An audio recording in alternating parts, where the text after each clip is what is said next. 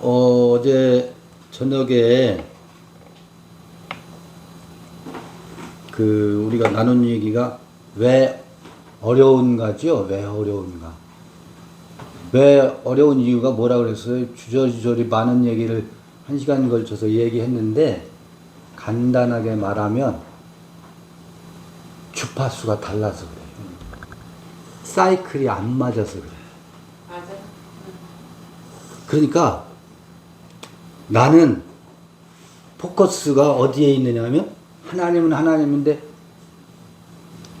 우리 안에 계신 내 안에 계신 하나님의 주파수가 맞춰져 있는데 이게 예수나 바울이 그렇게 강조하는 하나님은 여기 있거나 저기 있는 것이 아니다. 요 선앙당 나무에 있거나 저 북두 칠성에 있거나 아니면 우주 밖에 어딘가에 우주를 다스리는 존재로 있는 것이 아니다라고 예수가 아주 명확히 성서에 말하고 있다고. 하나님은 여기 있거나 저기 있는 존재가 아니다. 그러니까 선앙당에 있는 것도 아니고 저 북두 칠성에 있는 것도 아니고 우주 밖에 초월로 있는 것도 아니다라고 누가 말하고 있어요? 예수가 말했잖아. 여기 있거나 저기 있는 것이 아니라 너희 안에 있다라고 신의 주소지를 말하고 있어요. 그래서 우리는 주파수를 어디에 맞추고 있느냐면 바로 안에 있는 성전에다가 성전에 계신 하나님의 사이클을 맞춰놓고 얘기를 하고 있거든. 해석하고 있고 보고 있는데 자꾸 듣는 사람들은 이 사이클을 어디에다 맞춰놓고 있느냐면 이 초월신, 유일신, 하늘에다가 맞춰. 이 우주를 창조하신 하나님 여기에다가 사이클을 주파수를 맞춰놓고 여기서 발신하는 소리를 들으려고 하니 뭐가 생겨요? 노이즈가 생기는 거야. 지지지지지지 소음으로 들리는 거예요. 소음으로 들리니까 저게 소음이라는 게 뭐냐면요. 주파수가 안 맞으면 들리다가 안 들리다가 들리다가 안 들리다가 저게 뭔 개소리요. 에이 차라리 꺼버려. 그러면서 하는 말은 어렵대. 그러면서 하는 말은 왜 거기는 성서를 읽으면서 철학을 얘기해? 전부 어떤 문제에 어렵다라는 말을 이렇게 한마디로 요약할 수 있어요. 그러니까 어제 1시간 이야기한 거를 1분으로 줄이면 이렇게 말할 수 있다고. 맞죠? 이해되시죠? 네. 아하, 노이즈가 생겨서 그렇구나. 근데 주파수를 여기에다가 맞추고서 귀를 쫑긋 하면 선명하고 깨끗하게 들립니다. 어렵다 소리 안 해. 절대 어려운 표현을 해도 무엇을 말하려고 하는 거구나 라고 그 문장에 어려운 문장을 써도 이 주파수가 맞는 사람은 들린대. 알아들어요. 재미있대. 재밌다는 사람이 아주 눈을 씻고 찾아볼래도 보기가 어려워서 그렇지. 봐요. 그런데 이제 진도 나가볼게요. 요렇게 어제 1시간을 1분으로 줄여서 말씀드려보고, 자, 예수께서 그 초월신은 마귀다, 살인자다, 거짓말하는 장애리, 거짓말쟁이 아비래. 거짓말이 이게 너무너무 명확해요. 거짓말이야. 그게 그냥 예수가 말했으니까 그 유대인들이 말하는 하나님은 거짓말장이고 마귀야. 이렇게 생각하면 안 돼요. 왜 예수가 그렇게 그 신에 대해서 살인자다, 미워하는 자다, 거짓말장이, 거짓의 아비다 라고 말했는지가 이해가 돼야 돼. 그렇게 해서 그래서 그렇게 말할 수밖에 없었구나. 예수가 요한복음 8장에서 한 것이 그 신은 죽었다. 신의 죽음을 선포하는 거예요. 신 죽음을 선포한다고. 이거를 누가 받았다 그랬어요? 바울이 받아서 그 이야기를, 그 신 죽음의 이야기와 이 신을 죽이고 주파수를 사이클을 다시 돌려놓고 이 신의 각자 안에 있는 성전 안에 계신 신을 복권하는 이 시작을 예수가 시작했고, 이 복권 운동을 바울이 하고 있다고요. 지금 계보를 말씀드리는 거예요. 계보를.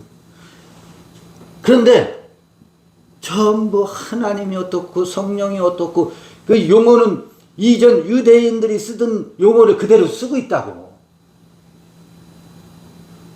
요거 잘 들으셔야 돼요. 바울도 그들이 쓰는 용어를 그대로 쓰는데, 하나님이라는 이 상징어 있잖아요. 언어. 요거를 그대로 쓰고 있는데, 그걸 어제 뭐라 그랬어요? 전문 용어로 기표라 그랬잖아. 기표인데, 유대인들이 의미하는 하나님의 의미는 그걸 이제 기의라고 그래요. 의미는 초월신인데, 예수나 바울이 의미하는 하나님의 의미는 초월신이 아니라 향아설의, 우리 안에 있는 신으로, 이걸 뭐라고 해야 되나? 그냥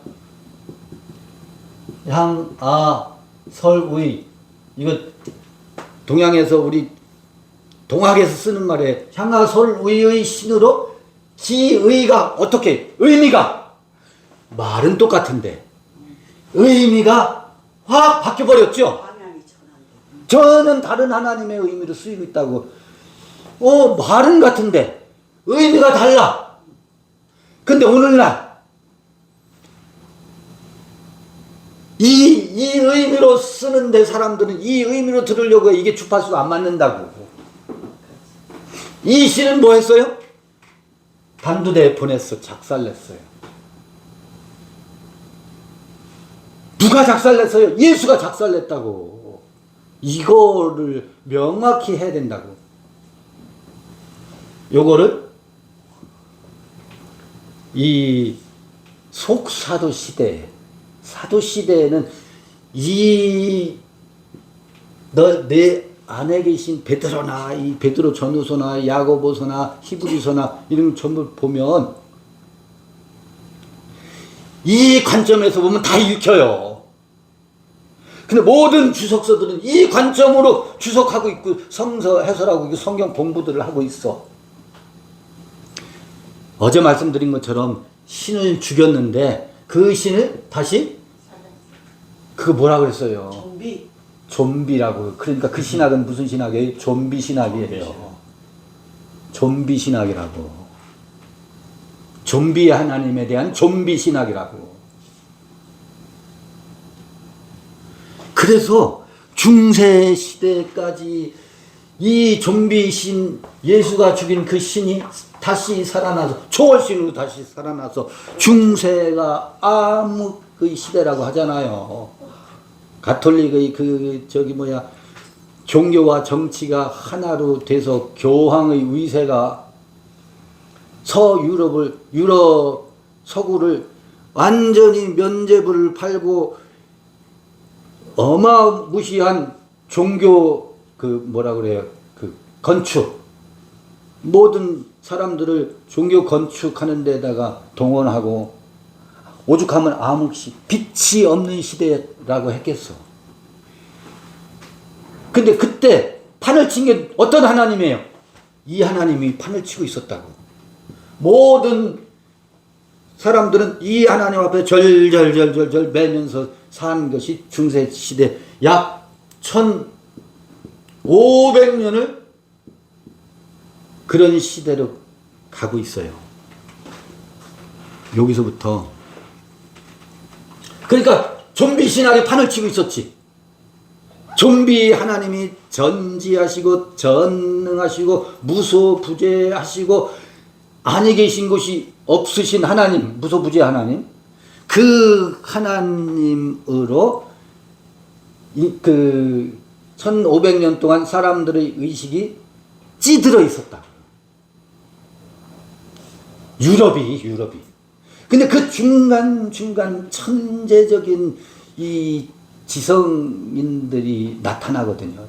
중세는 신존재를 증명하기 위해서 천재적인 지성인들이 신존재 증명, 명목론이 어떻느니 실제론이 어떻느니 하면서 이 신의 존재를, 이 초월신의 존재를, 이거 누가 죽여놨는데 예수가 죽여놓은 것을 다시 살려가지고 지성인들이 신 존재를 증명하기 위한 신학으로 점철이 되고 있다고. 그러다가 보니까요, 이제 16세기경, 여러분들이 들어본 직한 사람들을 그 이름을 말씀드려 볼게요. 유럽에는 이 옛날에는요, 지성인들이, 천재들이 수학자였어요. 그리고 기하학, 물리학자요, 동시에 철학자면서 동시에 신학자였었어요. 요즘은 분과가 분리돼서 뭐 이공계와 인문계가 분리돼서 서로 자기 전공만 집중하잖아요. 옛날엔 그렇지 않았어요. 천재들은 기가 막힌 수리에 대해서 밝은 사람이었어요. 수학자요, 또 자연과학에 대해서도 물리학의 천재요. 그들은 철학에 밝았고 신학자였어요. 대부분 그랬었어요. 여러분이 들어봄직한 인물 하나를 1500년대 16세기 경에 지금부터 종교개혁이 500년 됐다 그러잖아요. 1500년 16세기 경에 루터나 칼빈이 1500년대와 1600년대 그게 걸쳐가지고 16세기 17세기 초반 16세기 후반 그때 지금부터 500년 전이니까 요때 종교계에서는 칼빈과 루터가 무엇의 반기를 들고 천주교 가톨릭의 반기를 들고 종교개혁이 시작된 때였었어요. 그런데 종교개혁을 하면서 가톨릭의 유산을 가톨릭에서 뭐 제가 아는 지인은 이사 나올 때 분가에서 나올 때 알몸뚱이만 가지고 뛰쳐나온 게 아니고 자기 친정집에서 이삿짐에다가 물고 들어온 것들이 많이 있었다고. 들고 나온 게 많다고. 들고 나온 가구가 친정집에서 가지고 나온 게 많다고. 그 중에 뭐가 있겠어요. 중세시대를 풍미했던 오직 하나님이 천지 만물의 주인이고 하나님의 뜻대로 모든 것이 예정되어 있고 하나님의 손아귀에서 벗어날 수 없다라고 하는 예정론하고 선택론 있잖아요. 그걸 가지고 나온다. 그걸 끌고 나온다. 그래서 이 이신칭의 하고 칼빈의 예정론하고 선택론 이런 것들이 당시 유럽인들의 생각을 지배하고 있었습니다. 이것을 아까 그 천재적인 학자들은 수학자요, 물리학자요, 철학자요, 신학자라 그랬잖아요. 그들이 물리학을 하든 수학을 하든 철학을 연구하든 그들이 가장 밑바탕에 깔고 있는 게 있어. 예정론을 깔고 있거든. 그들이 그 사유 활동을 하거나 학문 활동을 하더라도 그들 저변에는 이 칼빈이 예정론을 깔고 있다고요. 라이프 니치라는 사람 이름 들어본 기억이 있죠? 어렴풋이. 라이프니치 예정론이라는 게 있어요. 모나드라는 말을 들어보셨나 모르겠어. 모나드. 모든 개체 사물은 저 앞에 있는 화초나 저 달이나 우주에 있는 모든 각각의 사물들은, 각각의 식물들, 개체 사물들은 각각 고유의 모나드를 가지고 있다. 그런데 이것은 하나님이 창조시에 예정되어 있어서 각각의 고유성, 그 모나드의 고유성을 잃지 않고 서로는 유기적으로 아주 기계의 톱니가 착착착착 맞춰서 돌아가듯이 이 우주는 하나님의 예정에 따라서 각자의 모나드를 잃지 않고 그 성격을 유지한 채 기계처럼 돌아간다 라고 하는 것이 라이프니치의 예정론의 핵심이거든. 불교의 연계론하고 비슷해요. 그러고 보니까 사람들이 뭐예요? 예정론을 깊이 고찰하다 보면 그럼 기계적으로 이미 운명적으로 정해져 있으니 나에게는 과연 자유의지가 내가 스스로 결정하고 스스로 결단하고 무엇인가를 한다라고 하는 것도 이 사람이 가지고 있는 모나드, 이미 정해져 있는 규칙에 의해서 움직이는 거라면 이게 내게 행세되는 이 자유의지가 맞아? 그런 질문을 하게 되어 있어요. 오늘날도 당연히 귀결되는 게 자유의지는 과연 내가 이 결정한 것이 나의 결정이 맞는가, 아니면 사람에게 가지고 있는 고유한 모나드의 특성 때문에 나타나는 현상인가? 숙명론으로 빠지게 돼 있다고요. 운명론, 숙명론, 팔자타령. 그래서 전 유럽인들이 이 칼빈주의와 라이프니치의 예정론, 얼마나 이 양반도 천재 중에 천재거든. 이런 논리로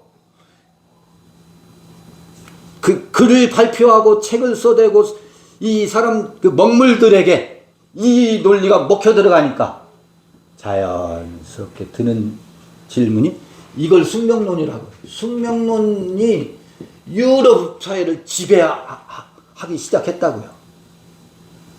그런데 이것만, 이 숙명론만 그 시대를 지배한 게 아니라, 아까 뭐라고 했어요? 그 천재들은 수학자요, 물리학자들이 많다 그랬잖아요.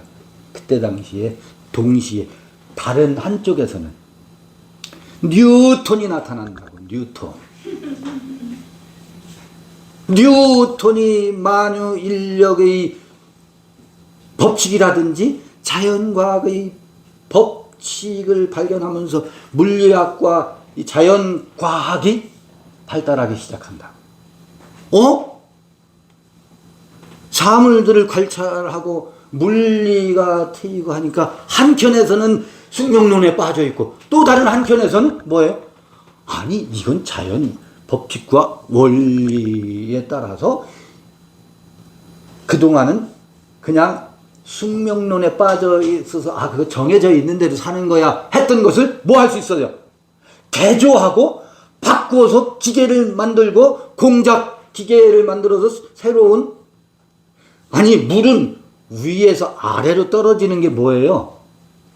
자연 원리고 모나드 숙명론이잖아요. 그런데 그 자연 법칙을 거스른 기계를 조작하고 하게 되면 뭐예요? 아래에 있는 물을 위로도 보낼 수 있네. 이를테면 펌핑 작업을 해서 그건 무엇을 거스르는 거예요? 숙명론을 거스르는 거잖아. 자연과학이 발달하면서 이 예정론과 숙명론에 대한 대대적인 반성이 일어나기 시작한다고. 그걸 뭐라고 하냐면 숙명론과 다른 흐름이에요. 그걸 아까 누구라 그랬지? 뉴턴은 자연과학자지만 데이비드 휴미라고 하는 또 천재가 있어요. 이들을 필두로 해서 숙명론에 대항하는 이걸 회의론이라고 그래요. 회의론. 이게 과연 맞는 거야? 이 하나님이 맞아?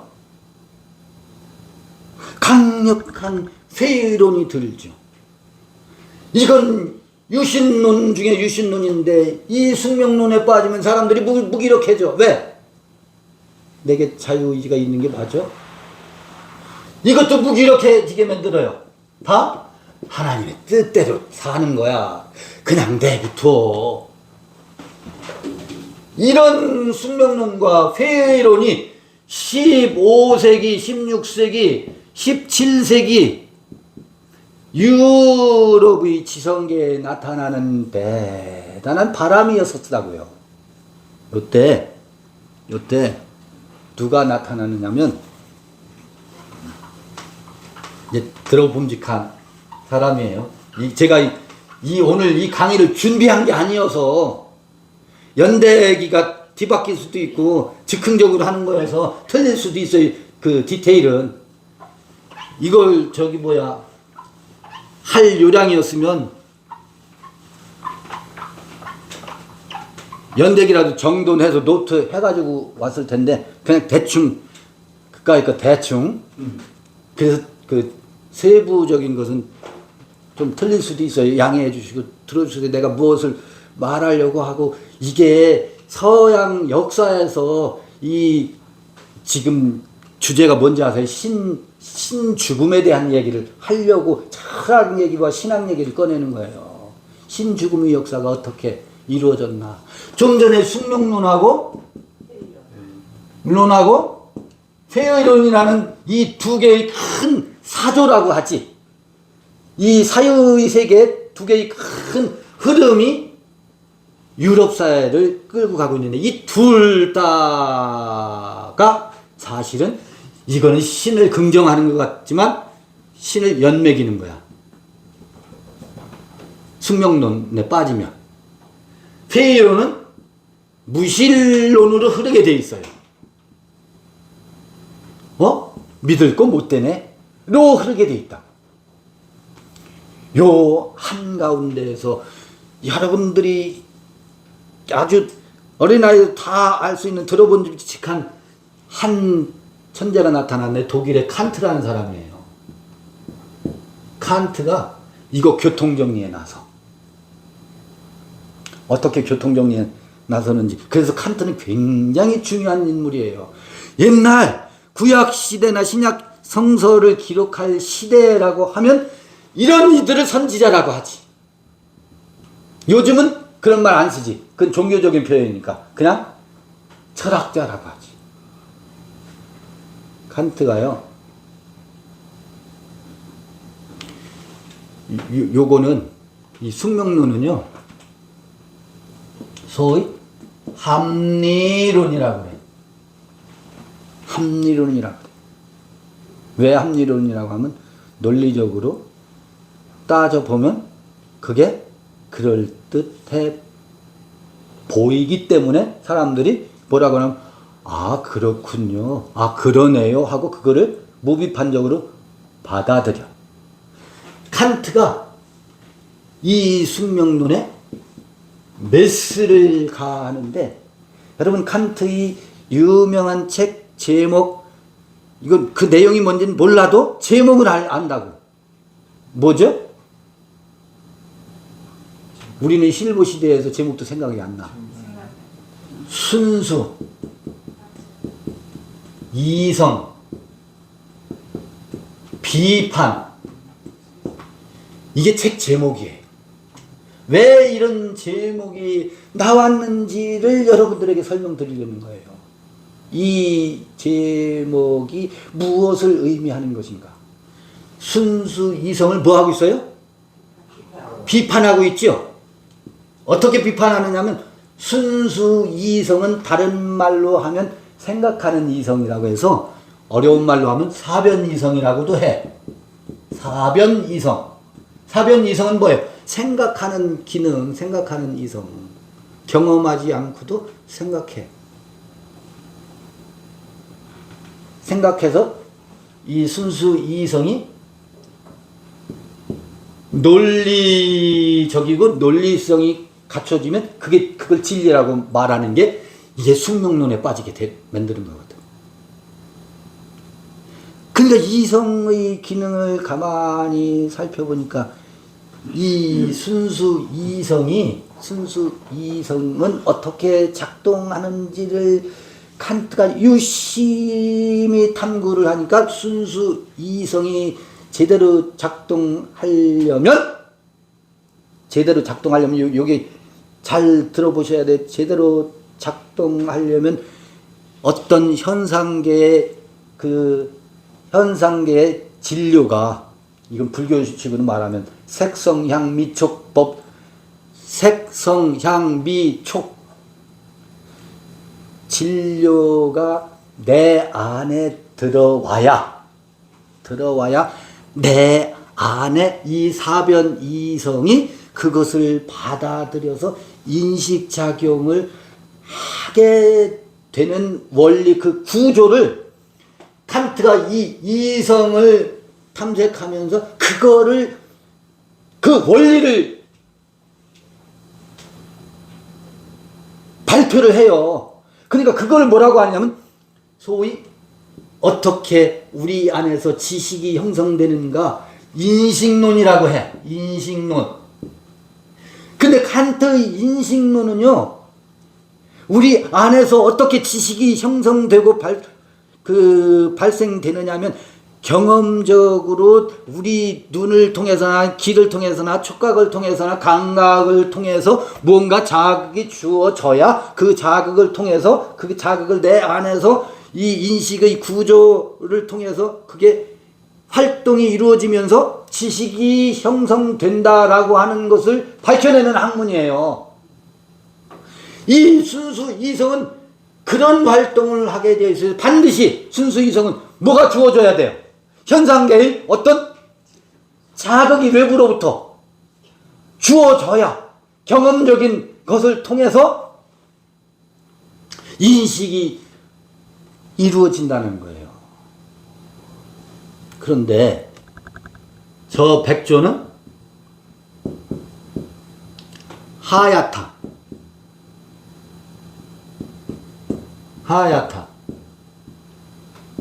백조는 하얗다. 백조를 관찰하고 보니까 백조는 뭐예요? 하얗죠? 그런데 전 지구에 있는 모든 백조를 경험할 수 있어요? 없어요?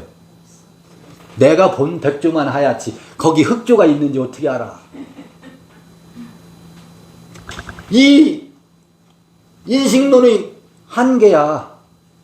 모든 걸 경험하면서 알 수 있다고? 아니잖아.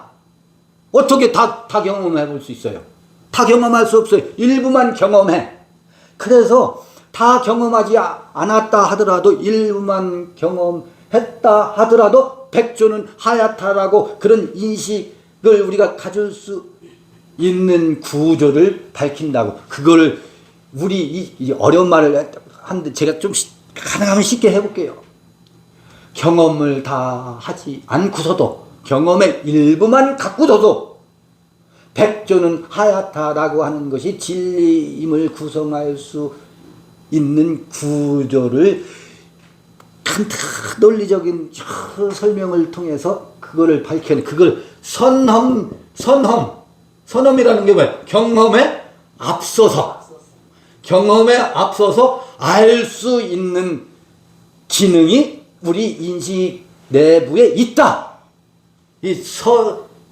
우리 지식의 선험적인 인식의 구조에 대해서 논리적으로 설명을 한다고. 그러니까 백조를 다 온 지구의 모든 백조를 다 경험하지 않아도 백조는 하얗다라고 하는 것을 알 수 있대. 그런데 몇 마리의 백조는 경험을 통해서 현상계의 형상과 진료가 내 안에 들어온 것을 가지고 인식을 구성하잖아요. 이 이성은, 순수 이성은 반드시 이런 과정을 거쳐서 지식을 형성하게 되어 있다. 그런데 요거 숙명론에서 말하고 있는 하나님, 그 다음에 아까 이게 이 숙명론에 빠지게 되면 뭐 어떤 문제가 봉착한다고? 내가 자유의지가 있는겨 없는겨. 자유의지. 그 다음에 하나님 자유의지가 따르게 되면 이 합리론과 이 저기 예정론의 내서 문제 삼는 있거든. 과연 인간은 죽은 다음에 영혼이 불멸하는 영혼 불멸이 과연 가능한가? 요게 자연스럽게 이 세 컨셉이 크게 대두되어 칸트의 순수이성 비판에서는 이 이야기를 이 인식론을 설명하는 이유가 있어요. 봐요. 우리의 지식은 이렇게 형성되는데, 자, 하나님, 자유의지, 영혼, 불멸은 우리의 눈으로 혹은 경험으로 어떤 진료가 우리에게 들어와야 안 들어와요? 이 개념들은 전부 관념이어서 여기에는 뭐가 없다? 우리가 경험적으로 그 오감이 느낄 수 있는 진료가 없어. 없는데 이 하나님은 어떻고 자유의지는 어떻고 영혼 불면은 어떻고 말하는 이 이성은 뭐라고? 순수 이성은 그렇게 작동되는 게 아니요. 이 이성이 이것에 대해서 말하는 것은 월권행위다.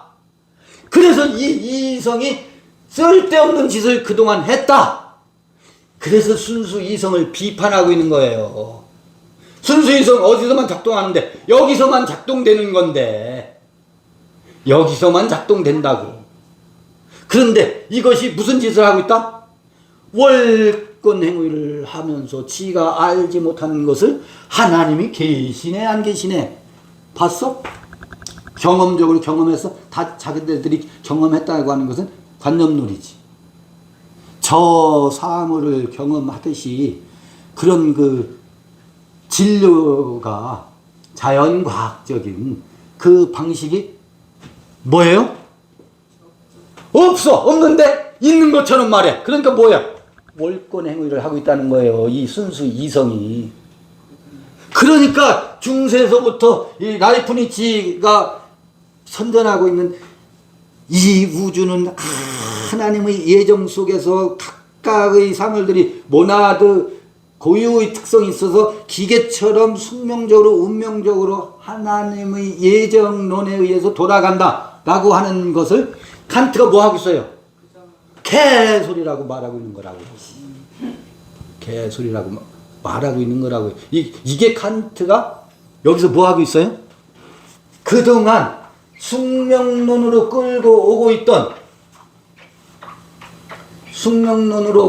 오고 있던 당시의 신 존재에 대해서 그 신을 이 순수 이성 비판을 통해서 그 논리적인 구조를 통해서 그 유럽을 휩쓸고 있던 합리론적인 신을 단두대에 보낸 사건이라고.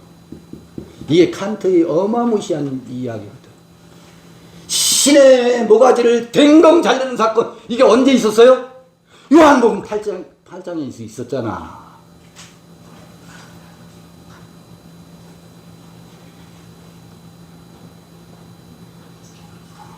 니체 이전에 칸트가 신을 단두대에 보냈다니까.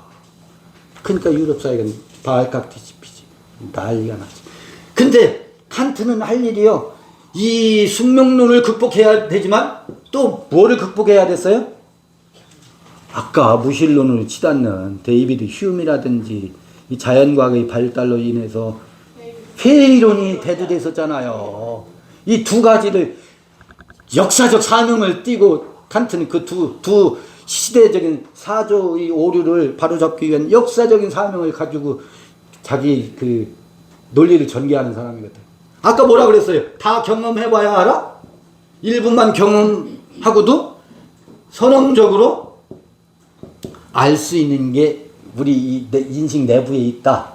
그래서 이건 이제 어려운 얘기인데 그냥 슬쩍 지나갈게. 선언적으로 종합 판단은 가능한가, 이런 명제를 가지고 선언적 종합 판단은 가능한가, 모든 것을 다 경험하지 않고서도 어떤 그 문장을 분석하는데 다 경험하지 않아도 그 문장을 분석했을 때 새로운 지식, 그러니까 100조를 100마리밖에 안 봤어. 근데 1000마리 본 것처럼 지식을 확장할 수 있는가?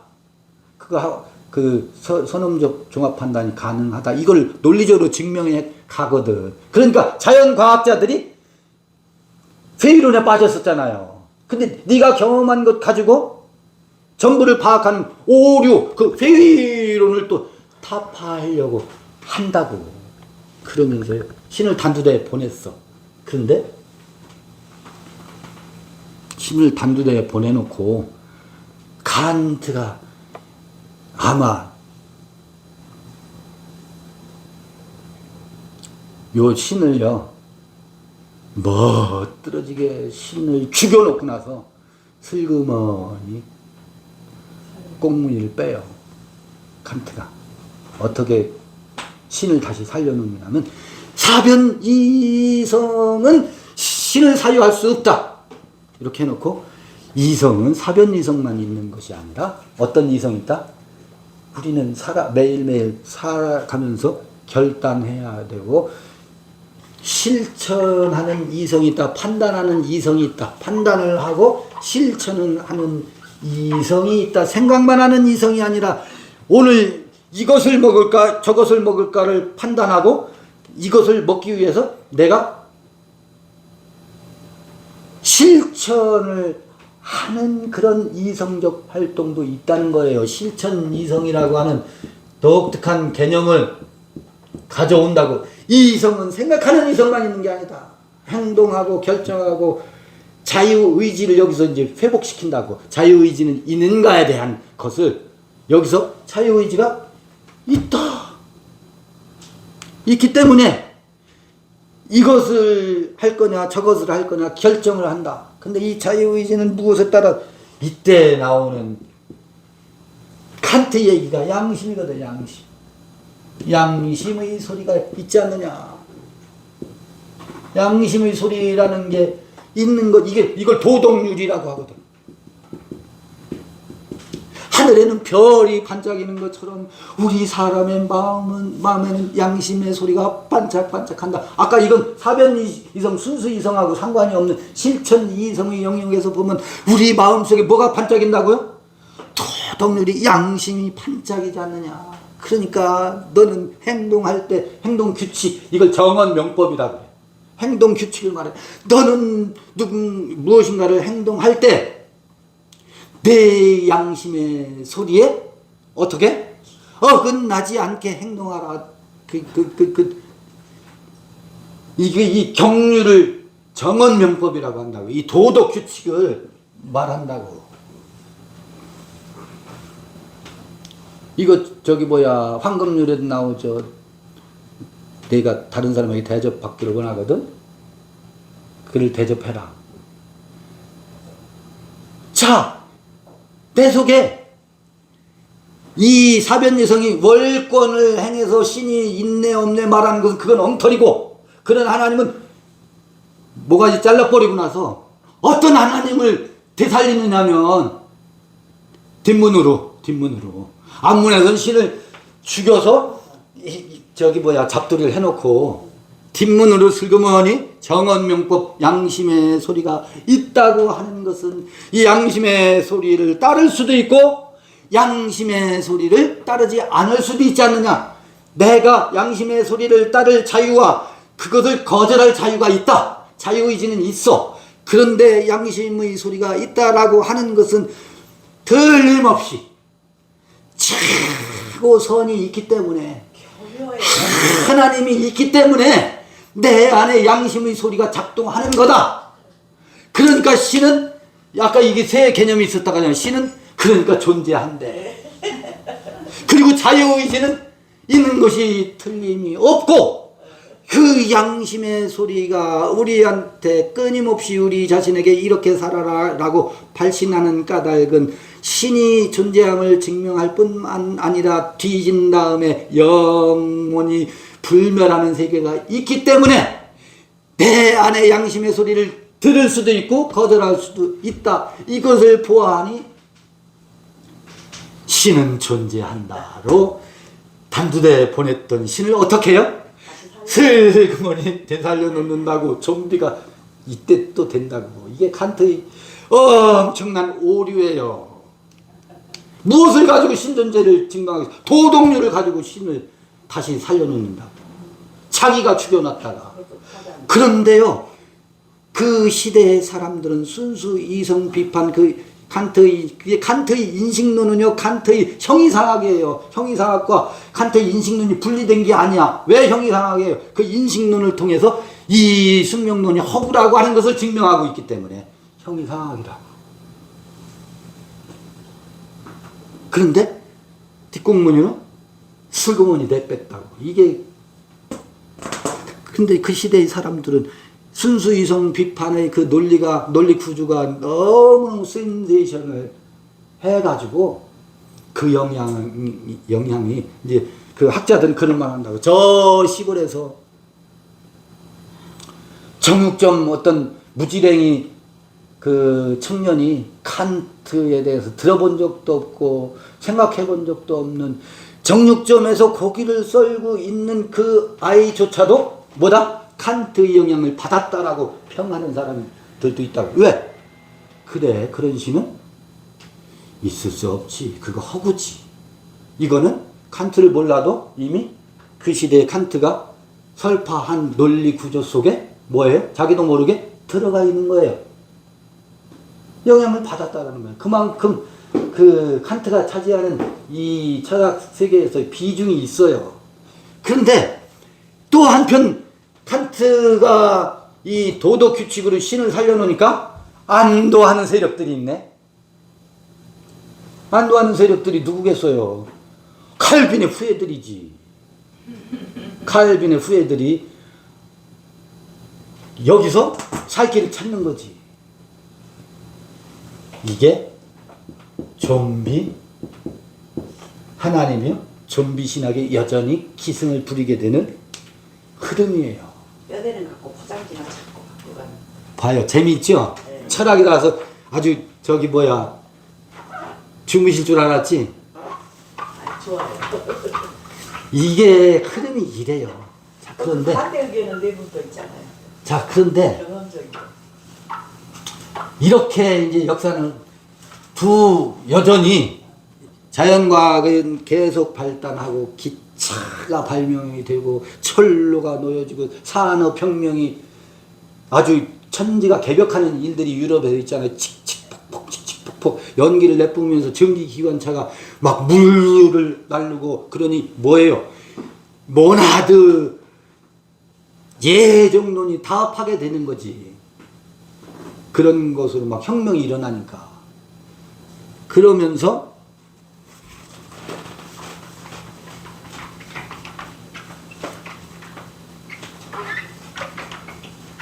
그쪽에는 합리론하고 경험론이 이 두 흐름이 흘러가고 있어요. 여전히 칸트가 그렇게 그 둘을 다 협파하고 두 문제를 해결하려고 했어도 여전히 사람들 속에는 이 두 갈래가 같이 흘러가고 있다고. 그 다음에 이제 17세기지. 이제 17세기 또 18세기. 18세기는 산업혁명과 경험론이 이 문명의 발달에 의해서 이게 확대되는 시기 아니겠어요? 그럴 수밖에 없잖아요. 그러니까 한편에서는 두려운 거야. 왜? 그 초월신은 머리카락 하나, 털끝 하나 건드리면 안 된다라고 하는 고집불통의 종교인들이 있었거든. 그들이 긴장하지요. 그 신을 뭐예요? 좀비처럼 살아난 그 신을 어떻게 해야 돼요?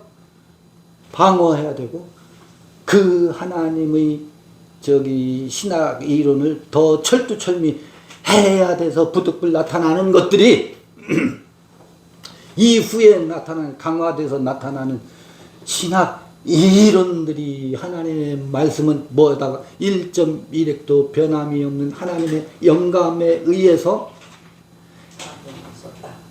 쓰여진 책이다.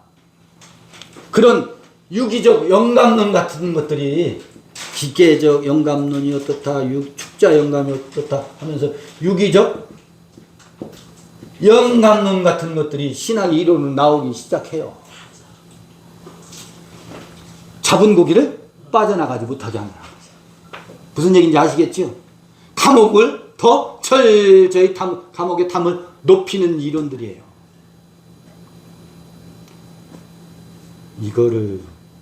이 꼬라지를 보니까 보다 숨이 막혀가지고 죽을 것 같은 사람이 하나 나타나요. 그게 니체예요, 니체. 토리노 광장에서 마부가 말을 채찍질하라.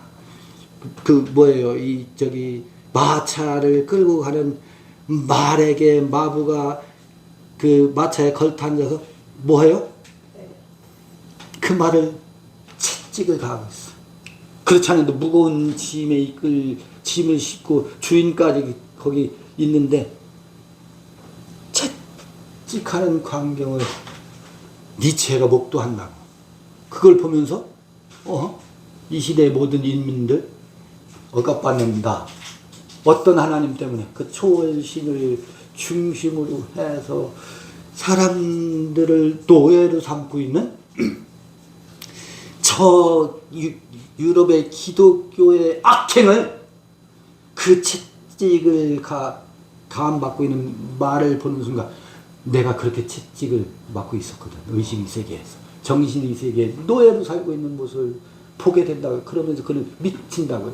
이게 지금 유럽의 기독교고, 이 신은 사람을 살리는 신이 아니라 사람을 죽이는 신이다. 신은 죽었더라고 선포하기 시작한다고. 지금 아구 여러분 맞춰 가시죠? 요한복음 8장에서 신 죽음을 선포했었지. 중세에 그걸 살려놓고 그 신으로 모든 사람들을 노예에 가둬놨었죠. 그를 비집고 칸트가 한 번 죽여놨다가 지가 죽여놓고 지가 살려.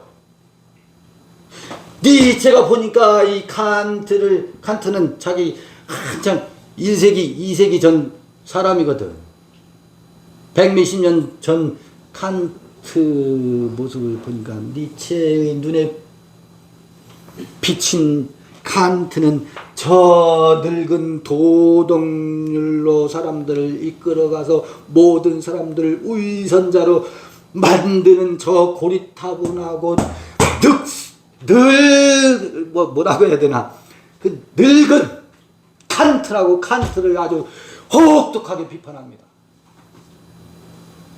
모든 사람들을 위선자로 만들고 그 신을 다시 좀비 신으로 되살려놓고 있는 모습을 니체가 보고 있거든. 아하, 이 모양으로 끌고 가고 있었구나. 그 칸트를 혹독하게 비판할 뿐만 아니라 그 신은 죽은 신이다. 초월신 도덕률 선악의 저편에, 그러니까 도덕률 저편에 생명의 진실이 있다. 양심의 소리에 따라서 살아야 되고 그것을 보아하니 자유의지가 있는 것이 분명할 뿐만 아니라 한 신은 존재한다. 그리고 사후의 신이 최고의 선으로 존재한다라고 하는 것은 죽은 다음에 영원히 불멸하는 세계가 있음을 입증하는 것이 아니냐라고 말하는 그 칸트를 향해서 니체가 아주 혹독하게 비판하죠. 그리고 그 신은 뭐라고요? 죽은 신이라고 신을 박살내요. 칸트 얘기하면서 빼놓은 게 있어요. 봐요. 모든 것은 하나님 중심으로 돌아간다라고 하는 것을 칸트가 뭐라고 했어요? 순수 이성을 비판하면서 이건 허구다라고 말하잖아. 왜? 경험적인 진료가 없는 것을 내가 마치 본 것처럼 말하는 것은 그거는 월권행위고 가짜다. 틀려먹은 것이다 라고 말하잖아요. 이게 천동설이거든. 천동설을 아니다. 지동설로 바꾼다고. 인식의 세계에서. 이걸 뭐라고 하냐면 코페르니쿠스적인 전환이라고 하거든. 그래서 이 신에게 시선이 가 있던 것을 어디로 시선을 돌려요? 칸트가? 우리의 인식의 세계. 인식의 세계로 눈을 돌리게 하는 인식의 세계로 눈을 돌렸다는 것은요, 이게 맞는 것은 아니지만 그 무늬가 같아요. 어떤 무늬가 같으냐면 하나님은 여기 있거나 저기 있거나 우주 밖에 있는 것이 아니라 내 안에 있다라고 예수도 코페르니쿠스적인 혁명적 전환을 해놨거든. 내 안에 있다는 거야. 칸트도 이 유명한 코페르니쿠스적인 혁명적 전환, 이 우주가 도는 것이 아니라 지구가 우주를 중심으로 돈다. 우주가 지구는 가만히 있고 우주가 도는 것이 아니라 천동설이 아니라 지동설인 것처럼 인식의 세계에 천동설과 지동설의 원리를 바꿔놓거든. 이게 뒤집어 놓는다고요. 맞거든. 그 누가 했어요? 예수가 해놨던 거야, 사실은. 저는 그거를 보고 있거든요. 이렇게 설명하는 사람 없을 거예요. 칸트가 그 유럽에 하나님을 단두대에 보냈다는 얘기는 이미 많이 하고 있어요. 근데 그거의 시조가 누구라고? 예수라는 얘기는 하는 사람이 없어요. 분리돼 있어. 따로따로 놀지. 이 코페르니쿠스의 전해는 요한복음 8장에 신약 성서에 이미 나타나고 있고, 그래서 칸트는 중시조지 시조가 아니야. 예수가 있어. 예수는 내가 그래서 예수 하는 사람 중에 한 사람이라고. 그러니까 예수를 초월적 신으로 그냥 옮겨놔버리고. 그러니까 예수를 또 이 초월신으로 갖다 모셔놔. 예, 건들 수 없는 사람. 네, 그렇게 또 모셔놔. 예, 맞아요. 그래서 못 건드는 거죠. 이게 이렇게 돼 있어. 이 흐름 이해되시죠? 예. 저기 누구까지? 지금 니체까지 했어요. 예. 니체는 내가 하는 소리가 있어요. 니체는 그 신은 죽었다라는 것이 저작권이 니체에게 있는 게 아니다. 니체는 요한복음 8장을 풋노트도 달지 않고 인용부호도 달지 않고 갖다가 저작권을 도용한 거다. 신은 죽었다라는 말은 예수가 그 저작권을 가지고 있다. 이것도 김창호밖에 하는 사람이 없어요. 이 말을. 맞네요. 그러니까 니체는 근본주의자들의 최대 적이지. 왜? 그 하나님은 어부이하시고 전지전능하셔서 털끝 하나라도 상하면 안 되는 그 신을 지켜야 되는 근본주의자들의 눈에 보면 니체는 죽여 마땅한 놈이지. 저런 불쌍놈이 어디 있어. 그런데 그 신을 죽이는 이유가 있어요. 그 신을 죽이지 않으면 여기 있는 이 신을 살릴 방법이 없어요. 그건 양립이 불가능합니다. 지금 주파수를 저기다가 맞춰놓고 제가 하는 소리를 들으려고들 하니 어렵다는 둥 지직 그거 뭐예요? 지지직거리는 소리가 노이즈. 그러니까 어렵대. 주파수를 그쪽에 맞춰놓고 이 소리를 들으려고 하니 들리냐고. 지지직 소리로 하지 소음으로 들리지. 예수까지 올려놔버렸으니까. 그래, 소음으로 들린다고. 이게 소음이죠, 여러분. 여러분은 주파수를 저하고 맞추고 있어서 소음이 아니고 재밌게 들으시잖아요. 이 어려운 철학 얘기를 하는데도 장미 다 달아나고서 듣잖아. 이 어려운 철학 얘기를 하는데도. 또 이어서 나가볼게요. 이게 갈 길이 멀어요. 이게 니체에 오래 머물 수도 없어. 이 관점에서 한번 보자 이거야. 이게 철학하는 사람도 이런 관점으로 보는 이들이 없어. 이 큰 흐름을 이렇게 한번 봐보자. 그 다음에 이제 현대 철학이 나와요. 현대 철학, 경험론, 아이고, 1차 세계대전, 이건 1900년대 이제 일어난 사건들이지. 요 사이에도요, 누가 나오냐면, 요 사이에 기라성 같은 칸트 이후에 니체 나오지만 또 누가 나오냐면, 헤겔이라고 하는, 이렇게 들어보셨잖아요. 여러분요, 유명한 사람들이 책 제목이 있어요. 책 제목을 깊이 생각해보면 컨셉을 이해할 수 있어요. 책을 우리가 읽으면 너무 어렵거든. 제목을 통해서라도, 아, 저가 무엇을 말하려고 했구나. 해결하면 다 튀어나오는 게 정신 현상학. 노인네도 이 말이 나오잖아. 정신 현상학. 정신에 대한 현상을 말하면서 이 정신 현상학의 아주 핵심 키워드 정신 현상을 일목요연하게 설명해 주는 비유가 하나 있어요. 그게 주인과 노예의 비유야. 주인은 누구라고 했어요? 그리고 노예는 누구야? 이게 계급사에서는 주인과 노예가 있잖아. 왕비님은요, 하녀가 허리 옷을 입혀줘야 되고, 때가 되면 뭐 해야 돼요? 밥을 갖다 바치고, 시키는 대로 하는 게 노예고, 하녀고, 이 주인은 하녀를 무엇으로 부리는지 아세요? 권력과 채찍으로 부려요. 그 아까 토리노 광장에서 말을 무엇으로 채찍을 휘둘러서 마부가 말이 그 마차를 끌도록 만들잖아. 주인은 권력이고 노예는 제공하는 게 뭐예요? 노동력을 제공한다고. 그러다 보니까 이 노예가, 자, 주인과 노예 이런 비유를 하는데 그 핵심은 뭐라고요? 정신 현상을 설명하기 위해서 주인과 노예의 비유를 들고 있다라고 하는 것을 책 읽는 사람들이 이걸 캐치를 해야지. 이 얘기와 이걸 따로따로 하고 있네.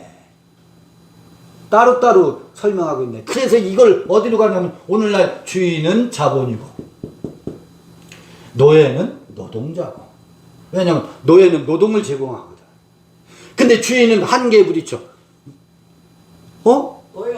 노예가 없으면 할 줄 아는 게 아무것도 없어. 옷도 못 입지, 밥을 할 줄도 모르지, 옴짝달싹 못해. 이게 전세가 역전돼. 맞아, 정신이 그렇게 돼.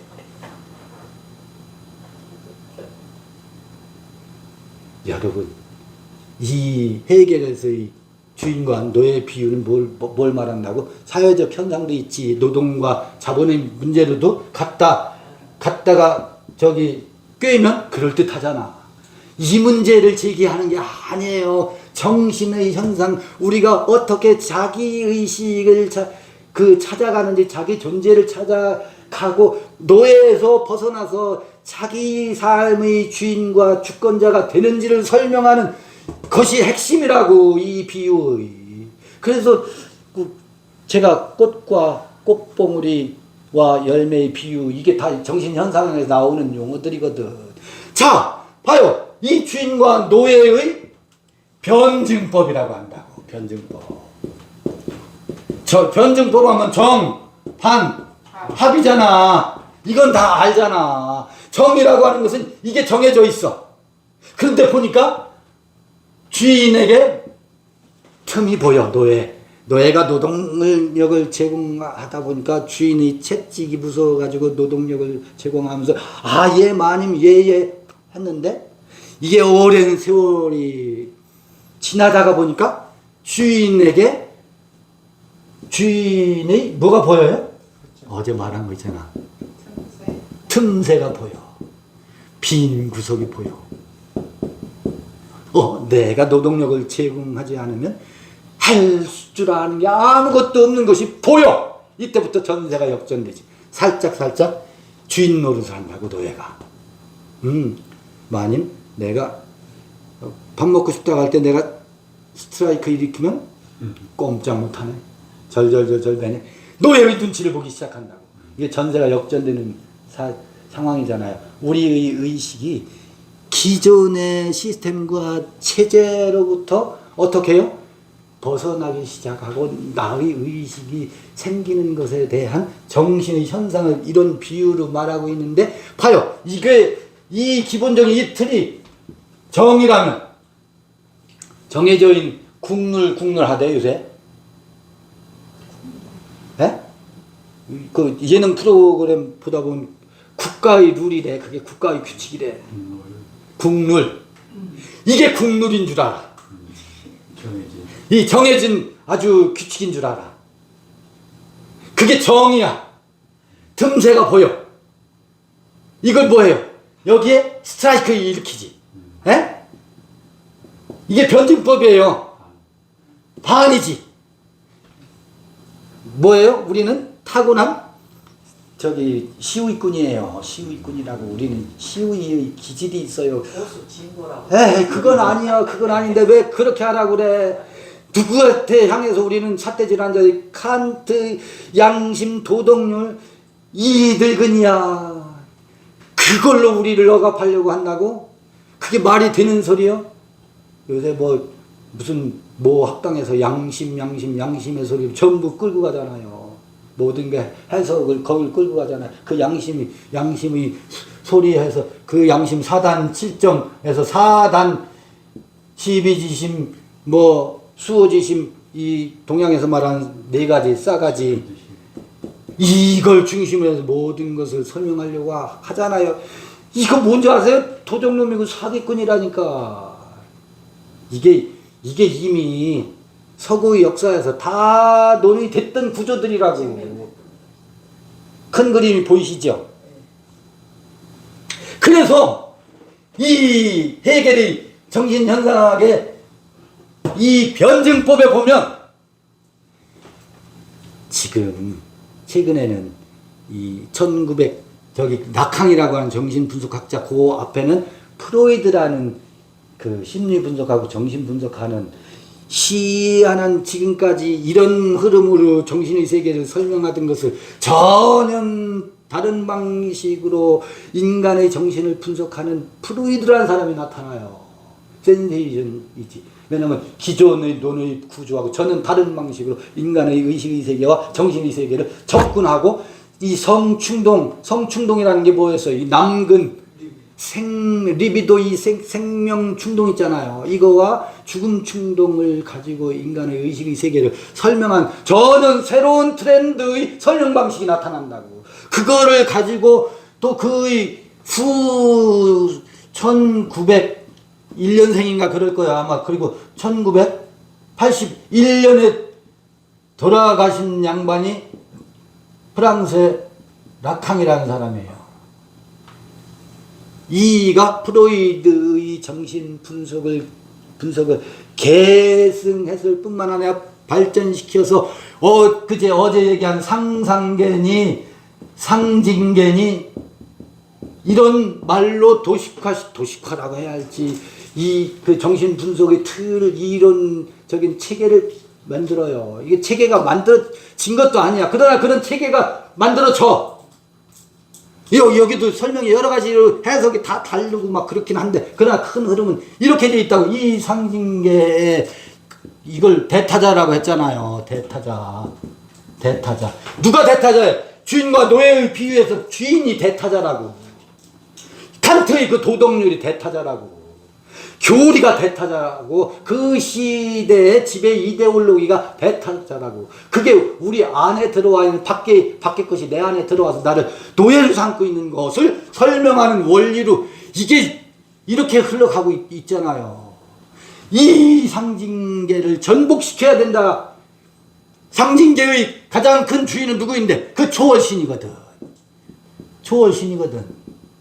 초월신이 상징계 대타자의 꼭대기에 있다고요.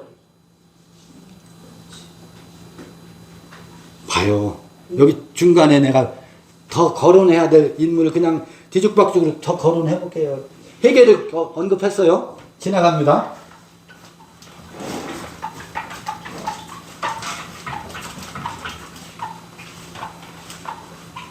해겔 이후에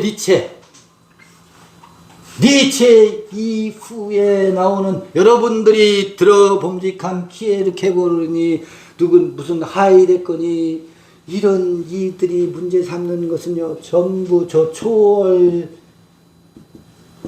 신을 문제 삼지 않아요. 초월 신은 이미 뭐 했어요? 하늘에 보냈어요. 자유의지가 있느냐 없느냐 이 주제의 논리 구조도 이미 한물 갔어요. 아주 없어진 건 아니지만 지금도 여전히 우리 인간에게 자유의지가 있느냐 없느냐 그걸 논하는 사람들이 있지만 그래도 큰 트렌드 이미 그건 한물 갔다고요. 해결 끝. 근데 해결 안 된 사람들은 여전히 그걸 부여잡고 있지. 그래서 문제 삼는 것은 거기 있는 그것의 근본 원인이 무엇이냐, 존재하는 것들의 존재 있다 봐요. 이것도 있고 이것도 있고 이것도 있고 저 꽃도 있고 저 나무도 있고 소나무도 있고 토끼도 있고 호랑이도 있고 있는 것들이지. 있는 것들을 있는 것 되게 하는 것은 무엇이냐? 요게 존재 물음이라고 하는 거야. 있는 것들을 과연 있게 하는 그 근본 원인은 뭐냐? 이게 초월신으로만이 이전에 설명했었잖아요. 그러니까 이 있는 것들은 존재자라고 그래. 이제 이게 서양 용어니까 철학 용어니까 이런 용어가 이해가 안 돼서 책 읽기가 지루하고 재미가 없어. 있는 것들은 통칭하면 소다, 말이다, 저기 무슨 뭐 장미다, 백합이다 이렇게 명명해서 있는 수많은 것들 각각을 통칭해서 한마디로 그 뭐 포유류다, 무슨 뭐 양서류다 이렇게 분류하는 것 가장 그 사무의를 하나로 통칭하는 것이 이렇게 분류법 중에서 맨 유 개념이 있는 것들이라고 표현한다고. 있는 것들 속에는 양서류도 포약 또 파충류도 포유류도 있는 것들에 각종 생물들도 무생물들도 있는 것으로 다 담아낼 수 있잖아요. 그거를 그냥 통칭해서 있는 것들을 존재자라고 해. 거기 사람도 포함돼. 사람도 있는 것이니까. 근데 있는 것의 근본 원인이 도대체 존재자를 존재자이게 하는 그 존재는 무엇이냐? 이 질문이 이게 예전엔 초월신으로 했는데 초월신은 많이 죽였잖아. 그래도 그 물음이 사라지지가 않아. 그래서 존재자의 존재 물음이라고 하거든. 이렇게 표현하면 어렵잖아 여기서부터. 그런데요 존재자의 존재 물음은 이것을 묻는 것이 누가 묻느냐 하면 저 개구리가 묻는 게 아니고 저 사냥개가 이 물음을 묻는 게 아니고 누가 물어? 자, 내가 그 질문을 하고 있거든. 내가 그 질문을 하고 있거든. 그래서 이 존재 물음을 해결하기 위해서 존재자를 아무리 연구해봐야 답이 안 나와. 존재 물음을 묻고 있는 나를 문제 삼는 거라고요. 존재자 중에서도 독특한 존재 물음을 묻고 있는 존재자라고 해서 그것을 구분해서 말아요. 수많은 존재자들과 다른 표현으로 말한다고. 그래서 그 존재 물음을 묻는 존재를 유일한 사람이잖아요. 내가 그걸 묻고 있잖아. 그 존재를 존재자라고 않고 구분해서 표현하는 개념이 있어. 현존재라고 그래. 현존재. 현존재는 지금 여기서 그 존재하는 것들은 왜 존재하지? 그럼 나는 과연 존재하는 거야? 나는 과연 존재하는 거야? 아니면 이게 꿈꾸고 있는 것은 아니야? 이거 데카르트가 물었던 질문이기도 해요. 내가 이거는 진리고 저것은 거짓이라고 말하고 있는 것이 과연 거짓이고 진리인 것이 맞는 거야? 도대체 이 현 존재는 어떤 구조로 되어 처먹었길래 그런 질문을 하는가 해서 이 현 존재에 대해서 탐구하는 것이 존재 철학이고 존재와 시간이라는 하이데거 책 제목이 말하는 바예요. 존재와 뭐? 시간. 여기서 존재와 시간에서 존재는 이 존재자를 존재하게 하는 존재 일반을 표현하는 것도 담겨져 있지만 그 물음을 해결하기 위해서는 결국 현 존재를 문제 삼아야 된다라고 하는 것이 존재와 시간의 이 책이 담고 있는 핵심 주제예요. 그래서 현 존재를 문제 삼는다고. 거기 있는 존재하는 것들을 문제 삼는 게 아니라 이거 뭐하고 문양이 똑같아요. 아까 칸트가 인식론으로 그동안 진행되어 숙명론을 극복하기 위해서 인식론으로 포커스를 맞춘 것과 무늬가 똑같잖아. 이건 어떤 무늬하고 똑같아요? 하나님은 여기 있거나 저기 있는 것이 아니라 내 안에 있다. 내 자신을 아는 것이 곧 하나님 나라다 라고 하는 물음과 무늬가 똑같다고. 그런데 우리가 현 존재하면 이게 뭔 소리요? 들어본 적이 없으니까 왜 어렵게 말해요? 왜 철학은 끌어들이고 지랄이요? 성경 공부하지 않고 그러지 사람들이. 이해되시죠? 이거를 문제 삼고 있다고. 그러면 아까 이 락항도 무엇을 문제 삼아요? 이 현 존재라고 하는 어려운 표현인 것 같지만 이게 어려운 표현이 아니. 이거를 이 현 존재를 보니까 이제 이거 또 어렵지. 실존이라는 말이 나오지. 실존이라는 말은 내가 결단하고 결정해서 자유의지를 실현하고 나의 삶은 나의 결단에 달려있다. 나는 어떤 상황에 처해 있는데 던져져 있는데 거기서 신의 뜻대로 우리는 운명 지어져서 산다라고 하는 기존의 세계관을 던져버리고 실존적인 결단을 하고 내가 결정을 하고 나의 삶을 개척해 나가는 것이 그게 맞다 참이다. 이게 실존주의의 핵심이에요. 거긴 무엇을 배제하고 있어요? 신이다 뭐다라고 하는 것을 약간 뒤로 밀어놓지. 근데 이것도 두 종류가 나와. 무신론적인 실존주의. 신은 존재할 수가 없다. 우리가 결단하고 우리의 삶을 우리가 운명지고 짊어지고 나간다. 근데 또 유실론적 T.L. 케이골은 무슨 소리냐. 우리가 결단하고 하고 나가지만 그 배후에는 누가? 신이 존재해서 우리는 그 신이 부여한 의지와 결단력을 가지고 내가 고뇌하고 그 죽음에 이르는 병이라는 거 있잖아요. 이게 또 둘로 나뉘기는 해. 그게 실존주의라는 거예요. 요게 지금 어떤 흐름. 그래서 이 실존주의 또 핵심은 뭐냐면 우리가 어떤 상황에 놓여져 있는 거야. 어떤 상황에 놓여져 있을까요? 세계 내 존재라는 말도 하고 어떤 상황에 우리는 내던져져 있어요? 아니 상징계의 바다에 우리가 빠져 있잖아. 그 속에 내던져져 있고 그 상징계 대타자인 노예가 우리가 지금 처해 있는 현재의 실존이다. 그런데 내가 상징계의 도적놈들에게 포획되어서 있지만 이거를 뭐하고 나면 여기 이 독립운동을 하며 뚫고 나가면 그걸 전복시키면 비로소 나다움의 존재가 살아난다. 그거 어제 한 얘기잖아. 거기서 비로소 뭐가 살아난다고요? 초월신을 죽인 그 자리에 저 빼앗긴 들에도 꽃이 피는가? 이 빼앗긴 들에 존재의 내가 저 상징계의 대타자 도적놈이 주인 노릇하고 있는 이 주인의 빈 구석을 뒤집고 들어가서 주인을 때려잡고 뒤집기를 하면 노예로 있던 내가 뭐예요? 그 현 존재의 존재다움이 꽃이 핀다. 빼앗긴 들에 반드시 봄은 오고 꽃은 핀다라고 하는 것이 예수의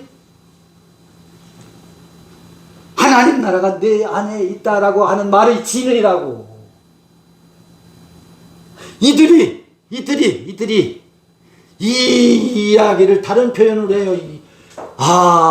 이제 비로소 주인과 주체가 되는 것을 실제계라고 말하는데, 어제 그런 얘기 했잖아요. 상징계에서는 서로 주체 놀이한다고 그랬죠. 요것만 하고 끝내겠습니다. 좀 시간이 너무 길어질지 모르겠는데, 여기저기 왔다 갔다 하니까 이게 원고 없이 아무 강의 준비 없이 하는 장점이다 단점이야. 왔다 갔다 하니까 뭐냐면 왜 우리는 상징계에서 상호 뭐해요? 주체 놀이를 할 수밖에 없는가? 나는 대타자가 나를 지배하고 점령하고 나는 노예로 살고 있거든. 그냥 나의 존재는 항상 뭐예요? 존재의 불안에 평안이 없어. 100일 기도하고 1000일 기도를 해도 기도할 때는 그럴듯한데 끝나고 나면 또 평안해. 왜 그런지 아세요? 내 안에 내가 없고 주인이 저 대타자가 내 안에 들어와서 내 안에 밖의 것들이 판을 치고 있으니 내가 사는 것이 오죽하겠느냐고. 숨이 턱턱턱턱 막히지. 나는 노예니까. 그러니까 상호 주체 놀이를 통해서 자기 존재를 증명할 방법은 이 주체 놀이를 하면서 가짜 주인 놀이를 하는 거야. 내가 이 타자에 종속되어 있음을 속이고, 또 그게 아니고 이걸 하니까 큰 소리를 치고서 나의 존재 증명을 글을 찍어 누르는 것을 통해서 나를 뭐 하고 싶어서? 존재 증명을 하고 싶어서. 이게 가짜인데. 서로가. 그걸로 자기 존재를 입증하려고 속고 있는 거예요. 그걸로는 자기 존재 입증이 되는 게 아니거든. 이게 이 상징계에서 상호 주체 놀이에 빠질 수밖에 없는 함정입니다.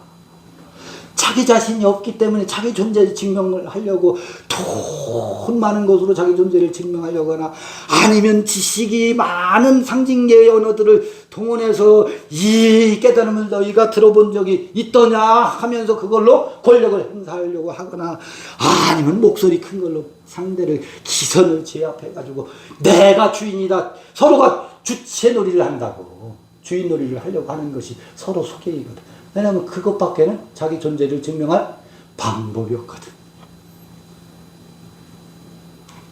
이게 귀신 노름이라고 하는 것이 보여져야 그 세계를 떠날 수 있다고요.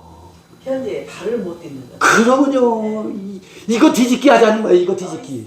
무덤가의 여인만 귀신들. 성서의 이야기들은 그런 것들을 아주 잘 비유를 해놓은 거야. 맞아요. 보여주면서. 살더라고. 예? 군대 귀신이지. 이게 군대 귀신 아니에요. 물에 집어 넣어버려야 돼. 군대 귀신이 뭔지 아세요? 온갖 것들을 다 동원해서 다 끌어다가 권력을 행사하려고 한다. 시어머니가 며느리를 잡돌이 할 때 온갖 군대를 다 끌어와요. 내가 시집살이 할 때는 하면서 그것 네가 내 시집살이 할 때 생각하면 이건 시집살이도 아니야 하면서 자기가 서름 받았던 옛날 것까지도 군대로 동원시킨다고. 군대 귀신이잖아. 누구를 잡돌이 하는데, 며느리를 잡는데 그것까지 끌어온다고. 온갖 것을 동원한다고. 동원령을 내린다고. 그게 자동방이야. 자동방. 왜 그렇게 했어요? 자기가 이렇게 맞아왔기 때문에. 내 안에 내가 존재하지 않기 때문에 나의 존재를 입증하려고 하는 살고 싶다는 몸부림이야. 살고 싶다는 몸부림인데 그게 뭐예요? 그게 죽음의 행진이에요. 죽음을 맛보는 거라니까. 다나토스. 이렇게 해오면서 어디까지 왔느냐면 이 정신 분석까지 서구의 철학의 큰 흐름 속에서 신죽음의 문제와 좀비 신학의 문제와 정신 분석과 우리가 저기 만물의 아르케는 뭐예요? 쾌락 원칙이라고 했잖아요. 쾌락 원칙이 우리를 이끌고 가요. 이 세계를 구동시켜요. 쾌락 원칙이라고 하는 것은 저기 이 상징계에서는 상호 주체 놀이를 하면서 자기가 주인이다 라고 할 때 쾌락을 느껴. 그 거짓 쾌락이거든. 자기를 속이는 쾌락이거든. 잠시 존재감을 확인하려고 하는 사기 행위거든. 스스로가 사기당하는 거지. 우리는 남녀가 이 사춘기에 머리 깎고서 방에 가둬놓는다고 그 아이가, 그 처녀가 사랑하는 남정네를 안 나갈 창문을 뚫고라도 가요. 이게 생명의 뭐예요? 충동이거든. 생명 충동이 어마어마한 거예요. 근데 육체도 이 쾌락 원칙을 쫓아서 살아요. 육체도 쾌락 원칙을 쫓아서 살지만 상징계에서도 그 쾌락 원칙을 쫓아서 살아요. 이 쾌락이 충족되는 것을 오르가즘이라 그래. 주의상서라 그래. 왜? 쾌락이 충족될 때는 이 쾌락이 충족되기 전에는 긴장과 자기의 욕망을 충족하기 위해서 온갖 수단을 다 한쪽으로 집중하지요. 근데 주의상서에 이르게 되면 편해진다고. 쾌락이 충족이 되면 이 한쪽으로 집중되는 것에 평정이 찾아와. 이게 남녀의 성의 원리하고도 똑같아요. 그때 평정심이 찾아오면 성범죄가 안 일어나지. 평정심이 없기 때문에 성범죄가 막 일어나는 거예요. 무엇을 쫓아가요? 쾌락을 쫓아간다. 이게 육체도 쾌락 원칙이 우리 삶의 충동 원리로 구성되어 있는데, 우리의 의식이, 정신의 세계의 쾌락 원칙은 뭐예요? 나의 존재가 존재 다음으로 현 존재의 이 실존을 벗어나는 것을 탈존이라고 하거든. 상징계에 내 던져져 있는 우리에게 처해 있는 그 상태를 실존이라고 한다면, 거기서 결단하고 살 수밖에 없는 그곳에서 엑소더스, 탈출. 그 실존에서 벗어나서 실제의 존재의 나에 이르는 것을 탈존이라고 한다. 이런 말이 어렵지. 짧게 한 말을 제가 설명하는 거예요. 설명해 드리는 거야. 아하, 이게 우리가 이 모양, 이 꼴에 노출돼서 이렇게 살고 있구나 하는 것을 우리가 보자는 거지. 아니, 이 서구의 정신계도 성서 이야기뿐만 아니라 2000년 역사에서 흐름에서도 그런 것을 죽이고 살리고 하는 것이 철학사에도 이렇게 보이잖아요. 이렇게 설명을 드려보니까. 이렇게 말해버린 사람 난 본 적이 없어. 아니, 내가 말해서가 아니야. 이해 많이 할 것 같아요. 이게 철학하는 사람들도 이 소리를 좀 들었으면 좋겠어. 네. 전공자들이 자기 전공에 매몰돼가지고 미로에서 헤매고 있어요. 그 영역에서는 내가 모르는 디테일들 너무너무 많이 가지고 있겠지. 근데 큰 흐름에서는 이런 흐름이 있는 거죠. 이 흐름 속에서 디테일을 봐야 된다고. 나는 디테일에 에너지도 그렇고 지력도 딸리고 디테일은 잘 몰라. 근데 큰 흐름에, 이 흐름 속에서 그 부분을 봐야 되거든요.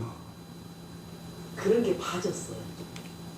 이게 여러분, 오늘 제가 이게 뭐야, 뭘 자꾸 철학을 섞고 지랄려 하는 것에 대한 오늘 여러분께 이런 흐름으로 철학 강의를 한번 해봤어요.